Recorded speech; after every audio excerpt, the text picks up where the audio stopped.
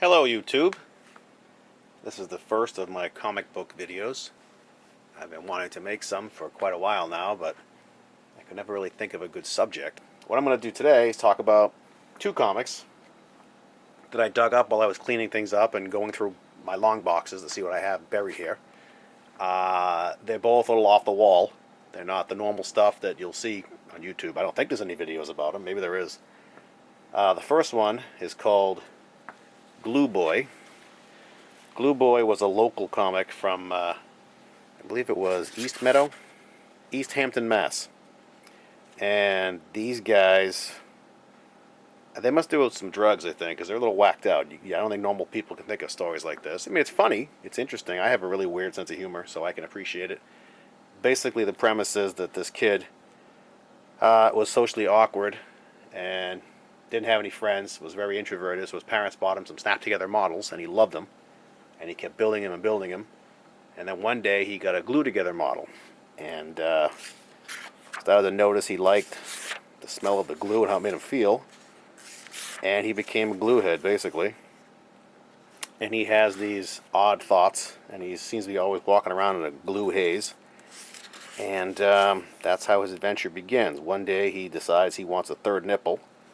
Like I said, this is a weird comic. He walks around in his underwear all the time for some strange reason, and no one seems to notice. And he gets pursued by the Amish because they feel that years prior, his family members went to Amish country and took pictures, and one of them stole the soul of one of their Amish friends. And every once in a while, they cut to his father's favorite TV show, Kung Fu, which obviously is the old David Carradine show. This is a very weird book. It's funny. It's just strange. I mean, there's lots of glue sniffing going on, and he eats Monkey O's cereal. And his next door neighbor, the girl across the street, tries to help him all the time. But as you can see, he's maybe you can't see. I'll try to zoom in. He's so whacked out on glue. He always sees himself as a dog for some reason. See him down there? He sees himself as a dog. Or is it? There he is. He sees himself as a dog, sees her as a fire hydrant, and while she's trying to speak to him, he ends up peeing on her, so she kicks him in the jewels, which is kind of a running gag in the book. Every time she sees him, she tries to help him. He does something off the wall, and she kicks him in the sack. So that's kind of a running gag in this book. So that's the basic premise of the book. He's searching for a third nipple, and these Amish guys are trying to capture him and, I don't know, somehow release the spirit of their departed friend or something who's in a catatonic state and get his soul back. Like I said, this is a whacked out book. There's some funny bits in here. Fat girls who gets beat up by a lesbian in a porn store. And there's a sex offender priest in here, of course. What's a comic book without a sex offender priest? He finally finds a third nipple and glues it to his chest. It's a very weird book. It's really odd. I mean, that's issue 1. Here's issue 2. It's a 4-issue series. I only have the first 3 issues, so I've been going all these years not knowing how it ends. I don't know how I go on. Issue 2, it's more of the same. This time he comes across the Ku Klux Klan. However, they are not the regular Klan. These are midget Klansmen who hate tall people, which is pretty novel. Like I said, this book is pretty whacked out. Kill the tall people. They're trying to, I don't know. Anyway, that's issue 2. And then issue 3, the police are after the Amish. I believe they arrest the pedophile priest. What else? Yeah, there's the priest. It's just a strange book. Really weird book. It was funny. And like I said, I don't know how it ends. So let's assume he finds his place in the sun at a glue factory and lives happily ever after. Happily ever after, that is. Alright. Next book I want to talk about. I find it to be a very funny book. It came out in what year? 2000. And this, I believe, was from Oregon. Yeah, Beaverton, Oregon. Maybe you've heard of it. This is a book called The 7 Guys of Justice. It's about 7 guys of justice, kind of like the Avengers. It's another black and white book. The artwork started out kind of rough. It was very bare panels. You know, it's kind of angular, kind of quirky. There's 13 issues of this book, and it got better and better and better as it went on. I found this book really funny. It's about a guy named Lord Talon, who's kind of like Hawkman. And he fancies himself as the crime fighter of his city. He's like Batman. The difference between him and Batman, though, is he's an idiot. He's not very smart.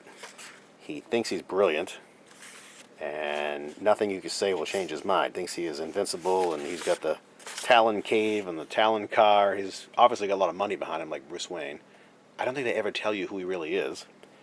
So what this book does, basically, is take all the existing comics, and it just lampoons them all, that's all. At some point, he hooks up with different people to form the Seven Guys. One of the first people he talks to is this guy here, who is Nathan Explode. He used to be a superhero called the Combustor. He used to throw explosives at people. But he's out of the business. He's retired. So he's no help to him.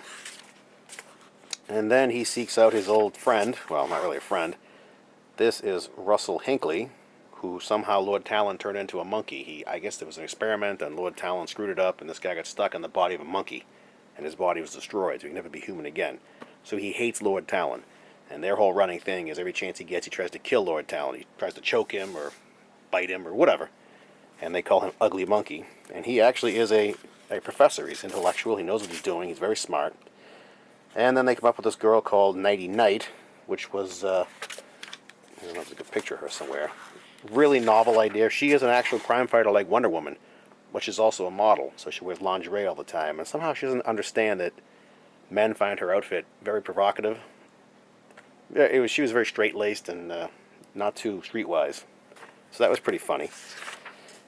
And then who else did they come up with? Oh, there's a guy here who probably one of the best characters in the book.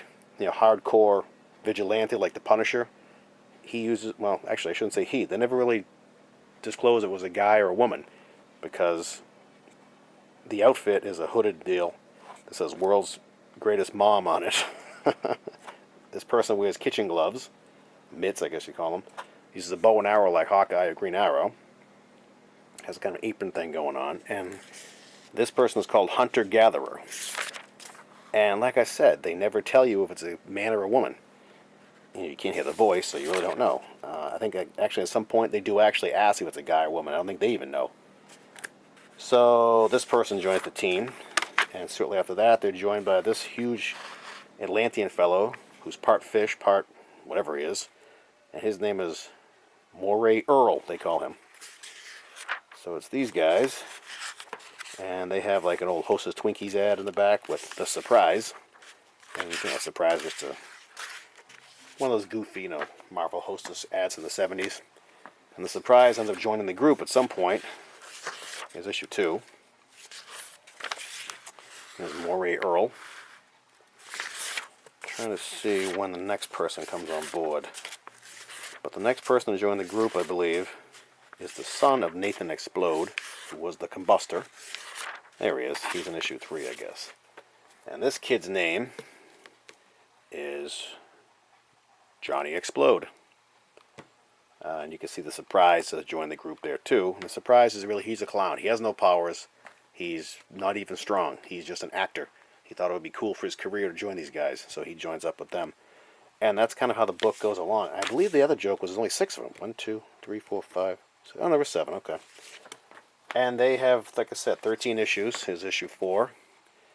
And, they go through typical Marvel-type villains, or DC-type villains. And a couple of my favorite issues are number 5. The bad guy is a mob kingpin who finally gets out of jail for serving his sentence. And his name is Badius Art. And the thing with Badius Art is, as you can see from the cover, everyone calls him Bad Art. And when you see him drawn in the comic, you'll know why, because the art's getting better and better and better in the book. There he is. There's Bad Art right there. He is drawn poorly.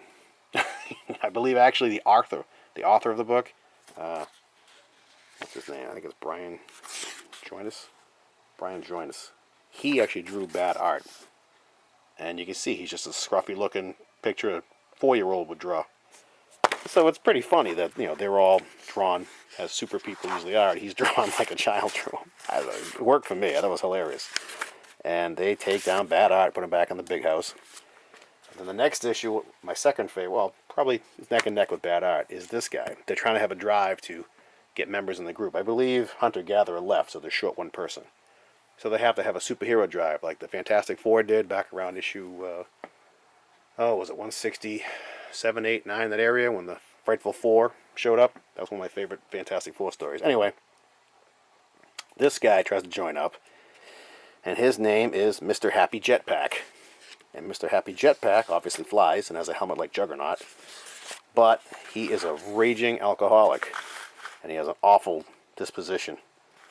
So he tries to get Nighty Night to let him join, and she tells him, no, you're a drunk, go away. And he gets angry and decides he's going to duke it out with her, because if they won't take him peaceably, they'll take him by force. And you can see he's holding a bottle pretty much in every panel in the book.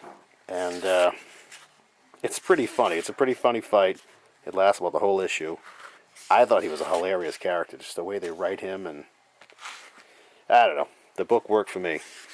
So, I don't remember who the last member of the 7 guys actually was. Who does join up? I don't know. I don't know. I don't remember. I haven't read this book in a long time. But here's issue 7. And this is a long arc, I think. They go to some subatomic world to fight this guy who's very Doctor Doom-like. He speaks in the third person. I think this is this is part of the arc. And there he is. There's the guy right there. I can't remember his name. But he's kind of like Doom, kind of like the High Evolutionary. And they defeat him. And then there's issue 10. And the later issues, I can't remember the story. I believe this guy, this guy is called, I believe it's the Human Poop. I think this is his name. Yeah, this guy. I believe he is actually poop in a kind of like a clear plastic body suit or body or something. And this is his buddy, who I want to say is called a dung beetle. What's his name? What is his name? Wait a minute. What is his name? When are they going to say his name? Yeah, Dung Buggy. He's a dung beetle, okay. And this is Poop. He's the Human Poop, yes, which is crazy. Hunter-Gatherer comes back in this issue at the end, I think I just saw. Yep, there he or she is. And there's some kind of plot here with the Super Bowl game and angry giant pandas. Like I said, I haven't read this in a while. I remember reading it a long time ago. I think it was great. And I read it again a few years ago, and I still thought it was great. And I think the head of Mussolini is in here, too. He's the bad guy. And is one of the angry pandas. And, yeah, it's just, crazy fun. And then this issue, I believe there's some kind of creature from Moray Earl's area. Some kind of a lobster creature. Oh, this is supposed to be Spawn, basically. This one is a jab at Spawn, and I believe Miracle Man. Yeah, this guy's name is Sprawn, which is some kind of a shrimp thing, crawfish thing. There's a lot of satire, a lot of lampooning. These guys are clearly fans of old-time Marvel DC stuff. So they do a great job with it. I found this series really funny. If you can pick it up somewhere, I'm sure it's really cheap. And I think you'll get a kick out of it. I thought it was funny as hell. Oh, and this guy is supposed to be Alan Moore. The Dark Wizard, yeah. He's supposed to be Alan Moore, and they worship every word he says. And he's just, he says some crazy stuff. It was a really funny read. There's Miracle Man, obviously. It was a really funny book. They poke a lot of fun at everybody else. They make fun of everybody. I found the book really fun. Maybe you will too. I don't know. But anyway, that concludes my first comic book video for YouTube. I hope you enjoyed it. If you did, leave me a message. And I'll try to do something else soon. Thanks a lot.